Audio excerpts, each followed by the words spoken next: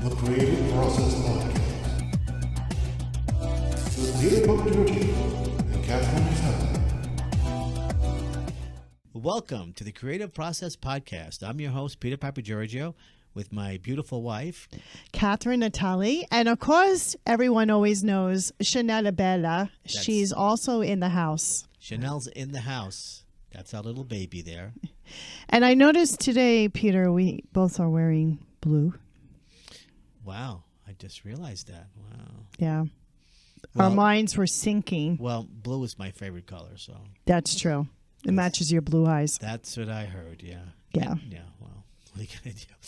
Anyway, Catherine, you want to introduce our guest for today? Yeah, Nancy Jean Gray. She's a versatile performer. She does Mrs. Claus. She's award-winning. She's an actress, a singer, ventriloquist. Ventriloquist. Magician? She's a magician. Yeah. She's done it all. She's worked in L.A., she's done parties. She's done everything. And today we're going to explore what it's like to work with puppets and the process of that and entertaining children, because children can upstage you, right, Nancy? Absolutely. They can. When I was an actress and I was doing children's theater back in New York, I was upstaged a lot by kids. They would get into the story and they would just come up on stage. And of course, the moms were always in the back. And we were constantly, okay, little girl, all right, have a seat. I'm sure the moms are like, oh, that's my little boy up there. Yeah. Oh, how cute. How Let's take a cute. picture, And so You're ruining my damn scene. the process. When you're on stage and you're going through that artistic process, but anyway, we love kids. So anyway, so Nancy, you want to tell us, tell the audience about yourself? Where'd you grow up? Well, I was born in Washington, D.C., and I lived all kinds of places. Was in the D.C., Maryland area for my early part up to about third grade. Then I went to Michigan, and from there we went to Melbourne, Australia. And then we came back to... Were you the child of a army brat or something? My father was a meteorologist. He'd been in Little America, which was in Antarctica during IGY. And they had an international... What's IGY? It was International Geophysical Year. Oh, okay. And he was the head meteorologist there and in an international team. And when they came back, they decided Australia was pretty close to Antarctica, so they set up another station there. So. Oh, wow. interesting. Did you like Australia? I loved Australia. That's where I got my first taste of real theater, saw my first Broadway show, saw my first magic show. And what was the name of the show, the first one that you saw in Australia? It was just a magician that came to our sixth grade class, but there was also an opera singer who came and sang about "Beware, take care, the green-eyed dragon with the 13 tail, beware." And it was just a lot of exposure. It was very inexpensive at that time to go see live theater. I saw Bye Bye Birdie. I saw Sound of Music. Wow. There, you could go get a balcony seats for less than Wow. $10. Wow. I was going to say $5-10 or something. Like Wow. That. And they had and the school had all sorts of classes. We had lots of exposure to poetry, and that's where I first came across T.S. Eliot. And T.S. Eliot, yeah. Yes. And I was very familiar with Old Parsons' Book of Practical Cats long before they made it into a musical. So tell us about your process, because you have a lot of interesting puppets here. Well, yeah. And tell us how you go about making. I know you do make some of the puppets. Did you make these puppets? No, these puppets I did not make. They are purchased, but I have made puppets. I started making puppets in college because I found out I could do a puppet thing. I made a puppet for Moliere. Instead of writing a term paper, I'm going, well, this is much more exciting. Wow. So I did a whole scene with Moliere, and I made a puppet. And Did you get an A? I did. So you're very visual. Very visual. I also worked with a theater company in Milwaukee called Theater X, and we did adult puppetry that a lot of it was anti-war at the time. Right. Yeah, against, Vietnam. the way We did, in fact, we did a whole thing at the Summerfest show, against the draft. We pulled the draft thing out of the Tom's Toasted Peanut Butter Jar thing. So is there a difference? When you, I'm sorry, Catherine. When you make the puppets, do you sketch them out first and then say? I sort of take it more from sometimes I do a rough sketch, but usually I work more as a sculptor, working that way visually. And I've done all kinds of different styles of puppetry. I've done shadow puppetry. I've done just rod puppets that didn't have movable mouths. So what are rod puppets? Rod puppets would be like there would be a head on a stick, and then you have each hand would have a rod on it, and so they wouldn't usually have feet, and so they could be operated from below.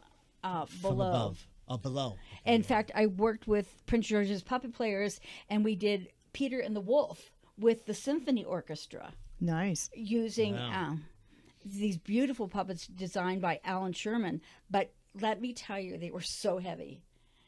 And, the timing was really, really tight on that because it was all timed to music. So how do you, when you speak, you're not moving your mouth? That's just with ventriloquism. With puppetry, that's a whole different thing. Oh, okay. So that's what I guess people who are listening right now, that's my confusion because I'm thinking the puppets, you're not moving your mouth, you're saying singing a song or you're saying dialogue and so forth. So how do you do that with your mouth? I just I taught myself ventriloquism.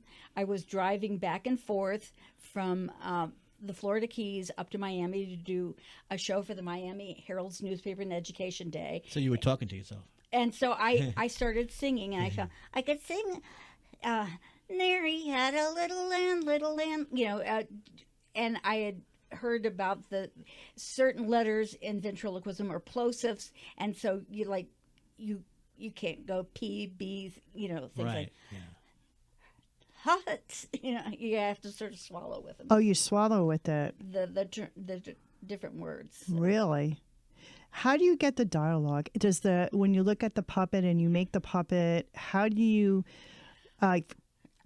comprise how do you organically get that? Well, their voice is what I'm trying to say. There's different. It's like when you're working as an actress. Mm-hmm. I do have a degree in theater, so From the University of Wisconsin Milwaukee, and basically, you look at your character attributes, you visualize. A lot of times, I'll hear a thing. Sometimes it's just improvising with the puppet to see what sounds best and what works for it. Like some of my puppets from my Mother Goose show, the one penguin's voice came because of a laugh I did. So what's the penguin? Can you demonstrate it?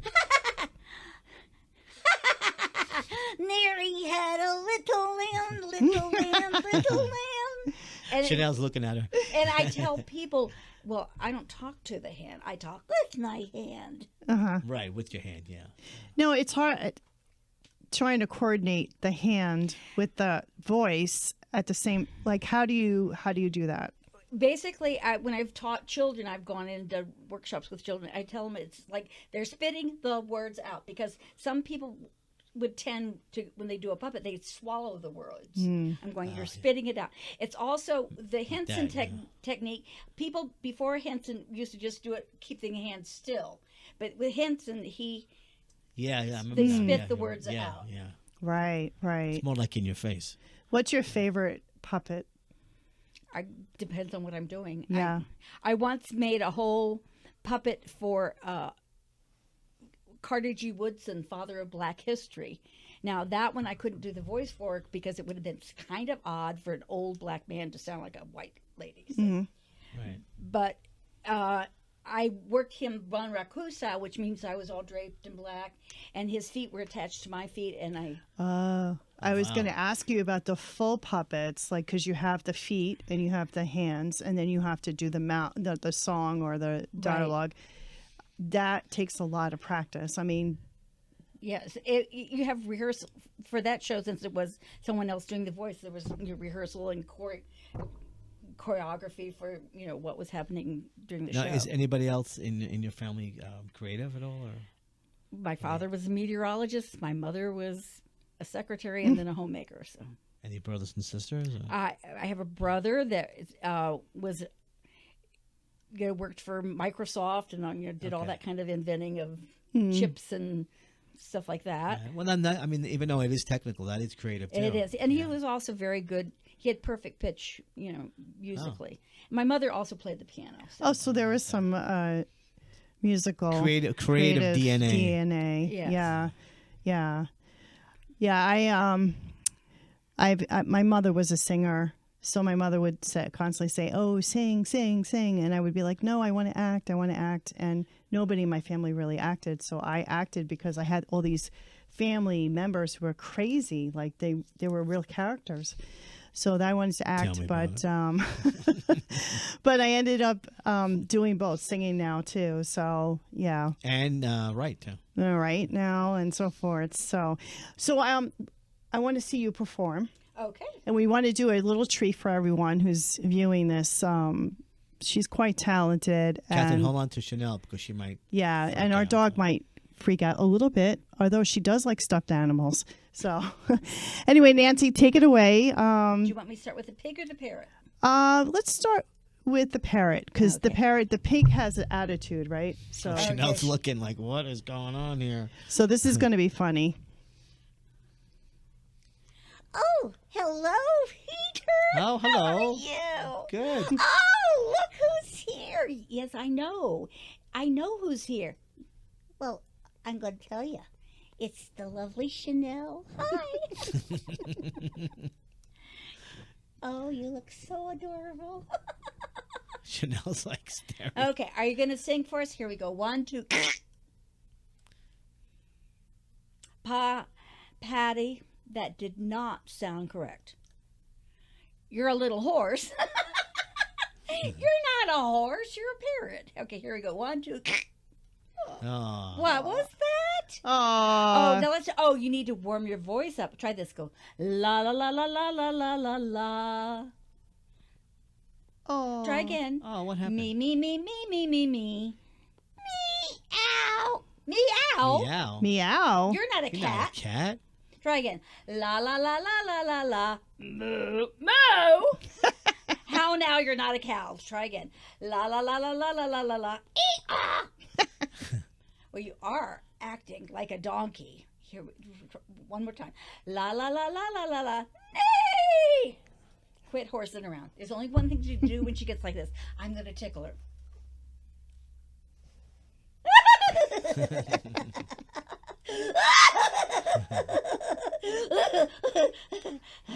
Are you ready now? Okay. Nary had a little lamb, then she ate the frying pan. What? That's not right. Try again. Nary had a little goose who liked to drink orange juice. Say excuse you. Okay, excuse you. No, I said just say excuse me. That's what I said. Excuse you.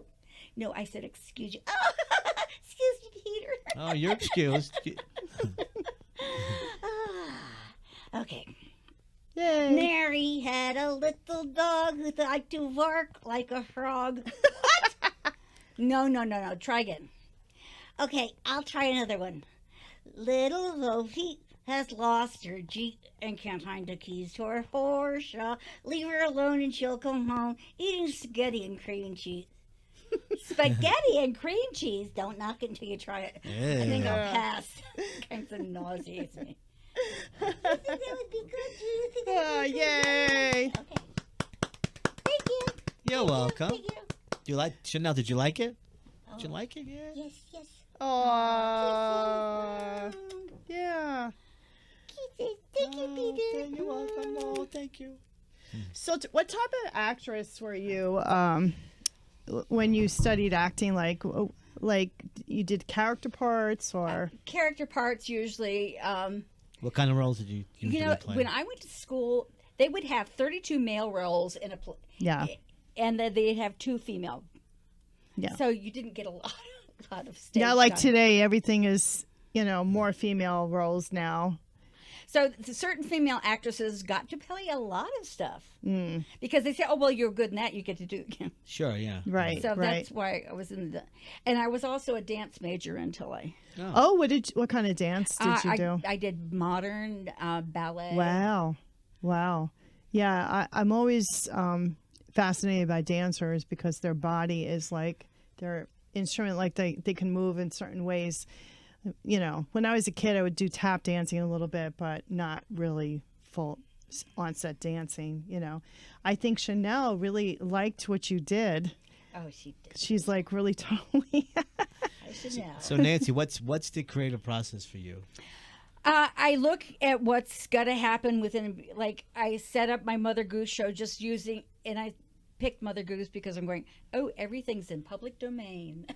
Ah, No, interesting. no That's right. royalties. I didn't think about that. So and what's a character that I can age into? Right.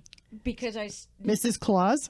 yeah, Mrs. Claus and Mother Goose is definitely, a character. In fact, I started playing her when I was young enough to play other. I mean, I was still doing, parties as Snow White. Right, exactly. And So, how many years have you done Mrs. Claus? getting close to 40. Wow. Wow. And so, what's your your dialogue for Mrs. Claus? Can you give us an example of? I know you're not dressed like her right now, but Okay, let's see. how does she talk? Like, how do you get that sound that makes you different than? Than just me, because Yeah. I do lots of different voices. So let's see. 'Twas the night before Christmas, and all through the house not a creature was stirring, not even a mouse. The stockings were hung by the chimney with care, in hopes that St. Nicholas soon would be there. The children were nestled all snug in their beds, and visions of sugar plums danced in their heads. And Ma in her kerchief and I in my cap had just settled down for a long winter's nap, when out on the lawn there arose such a clatter. I sprang from my bed to see what was the matter. The moon on the crest of the new fallen snow gave a luster of midday to objects below. Yet what did my wondering eyes should appear but a miniature sleigh and 8 tiny reindeer, with a little old driver so lively and quick I knew in a moment it must be St. Wow. Very good. And we can go on. Yeah. I did a show in Miami where I did both the Hanukkah puppet show, and I had giant dancing dreidels and latkes and everything, and then I had a very somber, full about a 4-foot high puppet that would come out and do the blessing, Right, the Hanukkah blessing. right. So, Nice. but then I go change the costume, put on padding, come out as Santa Claus, do the night before Christmas as Santa, using a very low voice. Yeah, and I I would guess you sing have it. to, yeah. So, what do you want to do in the future for you as an artist? Spread out your wings. What is your aim to? I would like to get to. I would love to be able to do Mrs. Claus in a film, and to do a whole series. I think Mrs. Claus has a lot to say for kids, and I had the experience. She's been overshadowed by Mr. Claus. Yes. Yes, she has. It's time for It's her. It's time for the woman. Time for her to.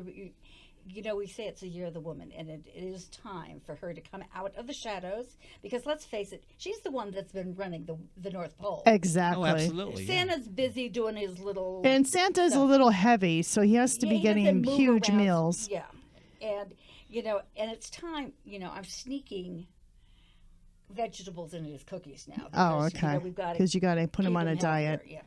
Let's try the pig skit, because the pig skit is a little over the top.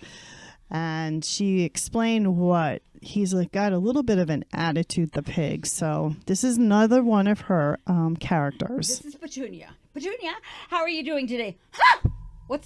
Petunia? What's the matter? Angry. Why are you angry? Don't like it. You don't like what? You don't like baths. Don't like baths. What's wrong with it? don't like it. What do you like instead? I like mud. You like mud? Oh, so why don't you get... But what's the matter? You're angry. Yes, I know. Why don't you take a nice deep breath like this? Like this. Hi-ya! Okay, and now stomp your feet and get your anger out. Like this. Hi-ya! That'll work too. Now let's sing a happy song. Like what? How about when you're happy and you know it, clap your hands. When you're happy and you know it, clap your hands. If don't like it, well, what else? How about gray skies are gonna clear up, put on a happy face. No way. What's the matter? How about I wanna be happy? No way. I wanna be happy. Okay. Well, what would make you happy? Mud. I don't know a song called Mud. That's because you're not a pig. All right. Ladies and gentlemen, may I present my friend Petunia Penelope Pig singing a very special song called Mud. Mud, mud, glorious mud, nothing quite like it for cooling the blood. Follow me, follow, down to the hollow, where we will wallow in glorious mud.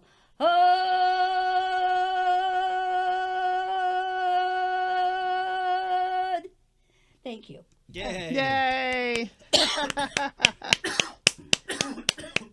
So when you make a puppet, do you use paper mache? Like, how do you mold Some of the my face? early puppets were, and I also did mask work too.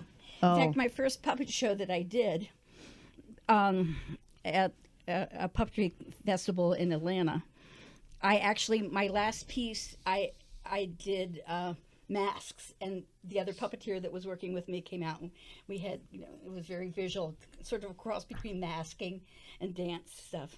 And you paint it, and you Yes. put the... Yeah, I used Celastic back. Now you can't get Celastic. Celastic's one of those banned fibers. But back in the day, they didn't care about the fact that you're working with very deadly chemicals.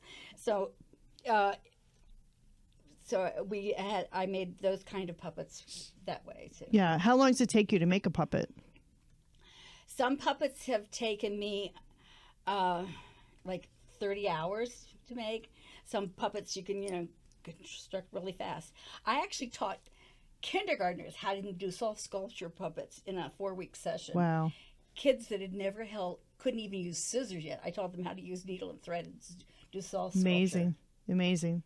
Yeah, I would think a kid doing that, and actually, I remember... kids love puppets. I remember being in art class as a kid, and when I did something and accomplished something, it was like it was a really big way too. It's wonderful. And I've had kids that would not relate to a regular person, but they would talk to a puppet.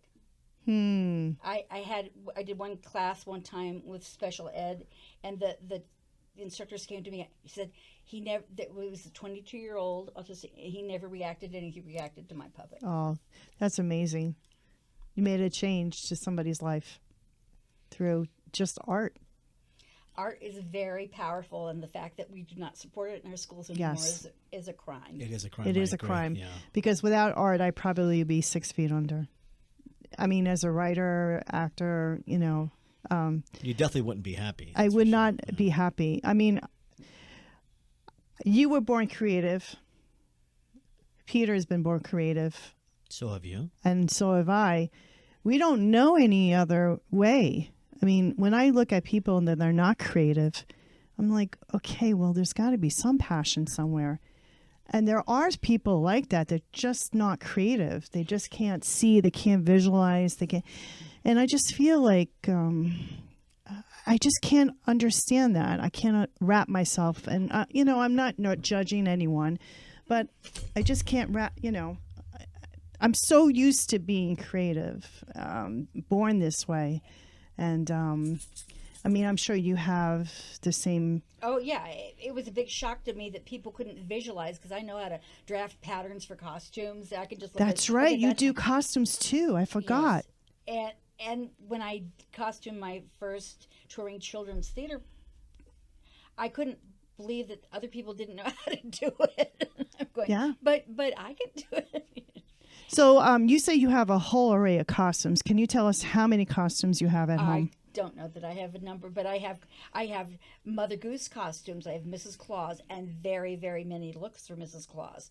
I have Western costumes, both cowboy style costumes or old prairie costumes. I have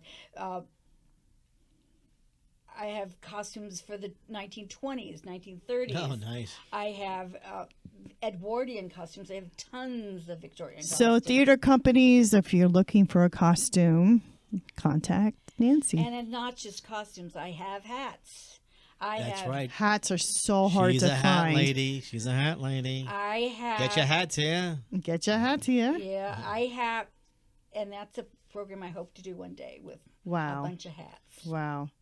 Yeah, I So- had a bunch of hats from my aunt from the 1940s and 50s. And at the time, I didn't know what to do with them, so I donated them. But they were when they made a hat, it was very well made, Yeah. Not A lot of like character, now. a lot of passion. Anyway, we need to wrap up the show. Sure. And your website. So, Is Nancy, you want to tell the audience? NancyJeanGray.com. Nancy, NancyJeanGray.com. Okay, that's easy enough. Okay. And so the process continues. The creative process continues. Well, thank you, Nancy, for being on the Creative Process podcast. Thank you for asking me, Peter, and thank you, Catherine. You're welcome. And thank you to our wonderful Thank you, hostess on Chanel the Bella, floor. who got bored. See you on the next show of the Creative Process podcast.